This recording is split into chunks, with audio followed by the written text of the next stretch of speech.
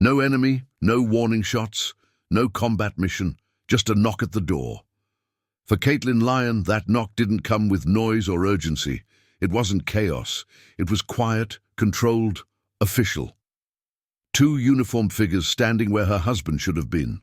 Before the words were even spoken, her body already knew something was wrong. When they said her husband's name, when they told her there had been an accident and that Captain Daniel Lyon was missing, the word missing shattered the room. Not dead, not alive, suspended in a space where hope and terror collide. She screamed, not because she had answers, but because she didn't. That moment, that doorway, is where this story truly begins. Not in the sky, not in the ocean, but in the homes of four families who would soon learn that their sons, husbands and fathers would never be coming back. On the night of July 28, 2023, during a multinational military exercise off the coast of North Queensland, an Australian Army MRH-90 Taipan helicopter, call sign Bushman 83, crashed into the Coral Sea near the Whitsundays. On board were four airmen: Captain Daniel Lyon, Lieutenant Maxwell Nugent, Warrant Officer Class 2, Joseph Philip Laycock, and Corporal Alexander Knaggs. All four were killed instantly. It would become the worst peacetime Army aviation disaster Australia had seen in decades. But the families don't describe it as an accident. They describe it as something that was building, quietly, bureaucratically, and predictably, long before that helicopter ever lifted off the runway. In the months and years leading up to the crash, concerns about the Taipan helicopter had been circulating inside defense. Not rumors, not internet speculation, formal warnings, internal reports. Operational frustrations voiced by pilots who were expected to fly the aircraft under increasingly demanding conditions. Captain Dan Lyon was not inexperienced. At just 33 years old, he had already flown with the Royal New Zealand Air Force and taken part in one of the most dangerous civilian rescue operations in recent history, the White Island volcano eruption in 2019. He knew chaos. He knew pressure. He knew how aircraft behaved when things went wrong. By 2023, he was serving with the Australian Army's 6th Aviation Regiment.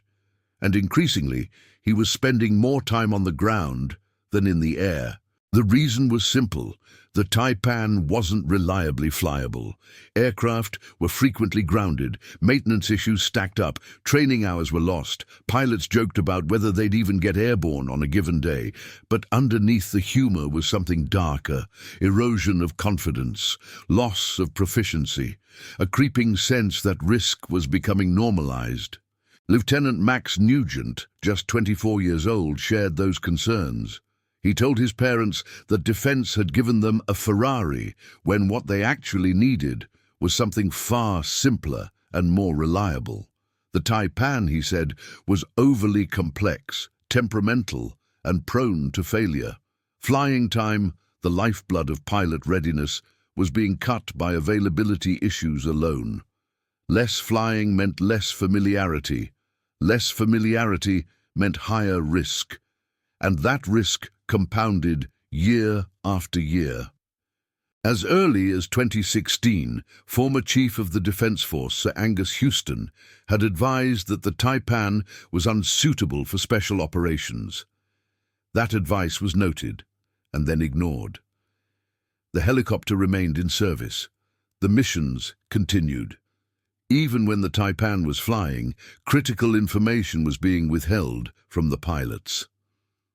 In March 2023, just 4 months before the Bushman 83 crash, another Taipan ditched into the sea near Jervis Bay after suffering an engine failure. Max Nugent was flying nearby that day.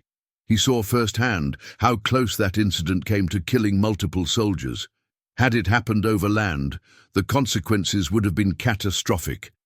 What disturbed him most wasn't the failure itself, it was what came after.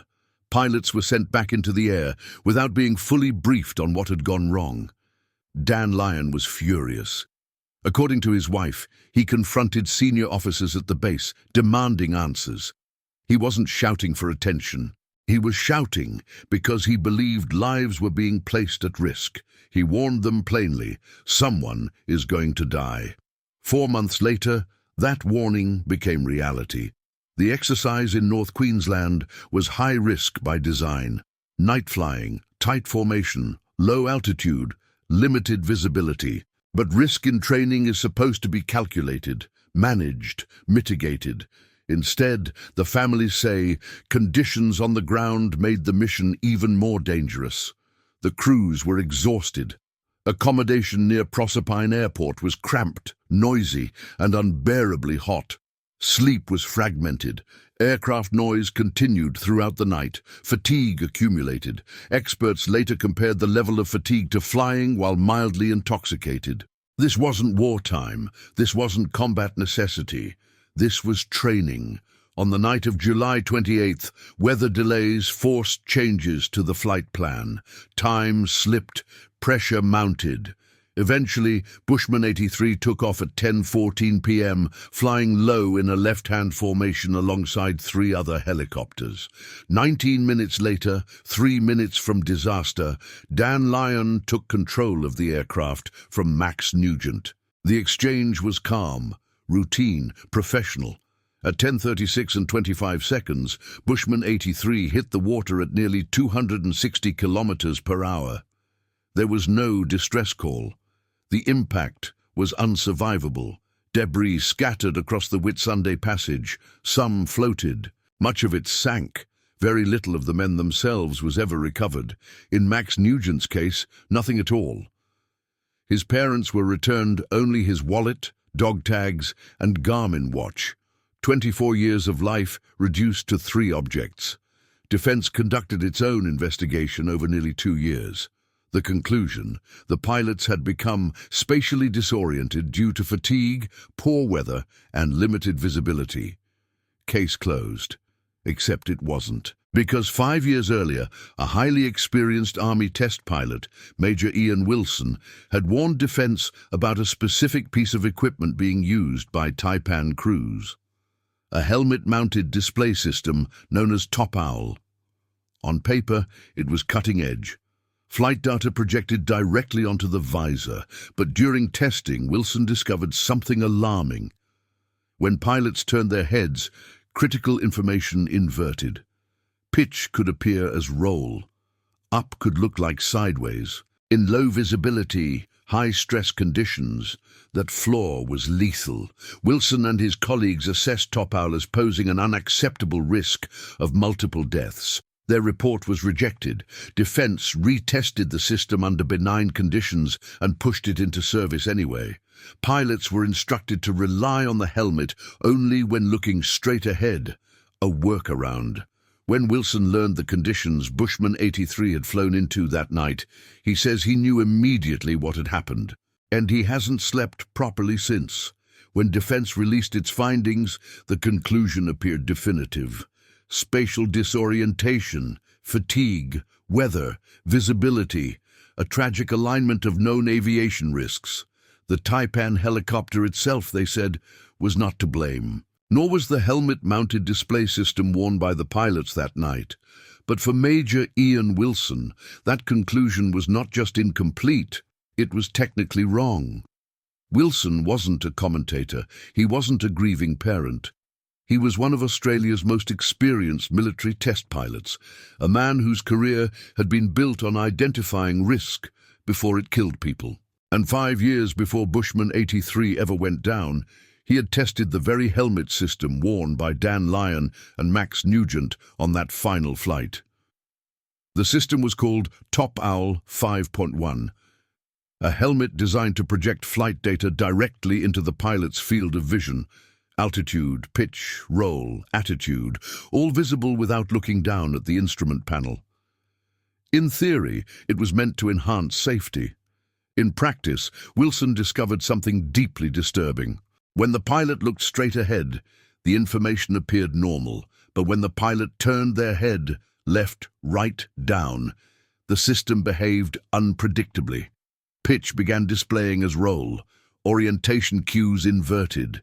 The visual information no longer matched reality. In aviation, that mismatch is deadly. Wilson immediately recognized the danger.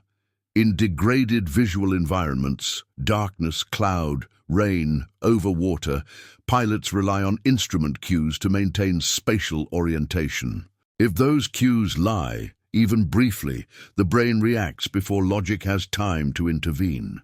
Wilson and his colleagues assessed the risk bluntly. The helmet, they concluded, presented an unacceptable risk of catastrophic failure, with the potential for multiple fatalities. Their report was formal, documented, clear. Defense rejected it.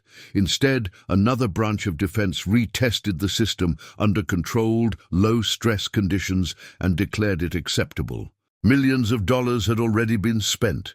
The equipment was already embedded in the program. Removing it would raise uncomfortable questions. So a compromise was made. Pilots were instructed to rely on Top Owl only when looking straight ahead. A workaround. Wilson would later describe that instruction as absurd, comparable to telling someone to drive a car without turning their head left or right. Aviation doesn't work that way. Formation flying at night doesn't work that way. By the time of the Bushman 83 crash, Wilson had retired from defense. But when he heard the conditions the crew had flown in, night, fatigue, low altitude, over water, in formation, he says he felt physically ill. He knew exactly how that system behaved, and he knew what it could do to even the most experienced pilot. The defense investigation dismissed Top Owl as a factor, stating it was unlikely to have contributed. Wilson disagrees. Not emotionally, technically. Using available flight data, he reconstructed the final 21 seconds of Bushman 83, not speculation, but based on recorded parameters and known aircraft behavior. At first, the flight was stable. Dan Lyon was attempting to maintain formation with Bushman 81 and Bushman 82 ahead of him. But Bushman 82 was flying slightly higher than expected, a subtle deviation, but one that mattered. To align visually with both aircraft, Bushman 83's nose dipped slightly. Speed increased. The helicopter climbed over the top of Bushman 82. At that moment, Dan Lyon lost visual reference. Trying to regain it, he turned his head and looked down and to the side, exactly what any trained pilot would do. And that was the moment the helmet betrayed him. As his head turned, the Top Owl system inverted the pitch and roll display. What was level flight appeared as an aggressive nose-up attitude. The pitch ladder began spinning. The visual information told him the aircraft was climbing dangerously. His brain reacted instantly. He pushed the stick forward to correct what he believed was a fatal climb. In reality, the aircraft was already level. The correction sent Bushman 83 into a steep, unrecoverable dive. There was no time, no altitude, no margin left. Pull-up warnings would have come too late to matter. When Wilson watches the reconstruction, he doesn't see recklessness. He sees a pilot doing exactly what training demands, responding decisively to instrument data. The problem was that the data was wrong. If it wasn't for that false indication, Wilson says, that aircraft would have flown home. For Caitlin Lyon, that realization is devastating in a way that words struggle to contain. Her husband trusted the system. She trusted the organization that equipped him. To learn that he may have been placed in a cockpit with equipment known to malfunction and told to work around it feels, to her, like negligence dressed up as procedure. Wilson goes further. He says the crash investigation was never truly independent. The same senior officers involved in approving Top Owl's introduction, he argues, had disproportionate influence over the crash report itself. In his words, defense was marking its own homework. So is it a cover-up? Wilson doesn't hesitate. He says the evidence points in that direction. For the families, the search for answers has been relentless and exhausting. Requests for information were slow. Responses were limited. Doors felt closed. Silence became routine. Alex Naggs's father, David, describes the process as impossible. Without clear explanations, he says, grief has nowhere to settle. He needs to know why his son is dead, not in broad terms, but in specifics.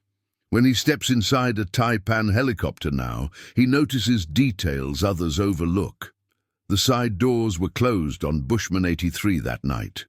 That meant the two crewmen in the back, Alex Knaggs and Philip Laycock, had no direct forward visibility.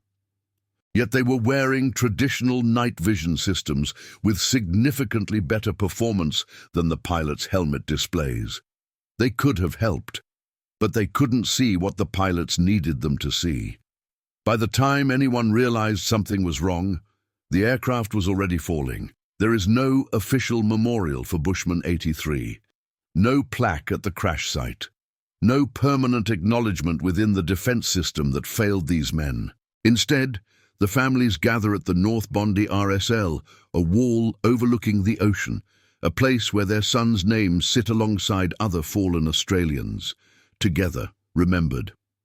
For them, the inquiry led by former Judge Margaret McMurdo represents the final chance for truth without filters, not vengeance, not theatre. Just accountability. Because this wasn't about statistics or systems, it was about 4 real people, men with children, partners, parents, futures, and a flight that never should have taken off the way it did. If you've stayed with this story to the end, ask yourself this. When warnings are documented, risks are known, and workarounds become normal practice, who is responsible when the worst finally happens? That's a question worth answering. And if you believe stories like this deserve time, detail, and honesty, not headlines and excuses, consider subscribing to Behind the Crime Scene, because some truths only emerge when you slow down long enough to see them.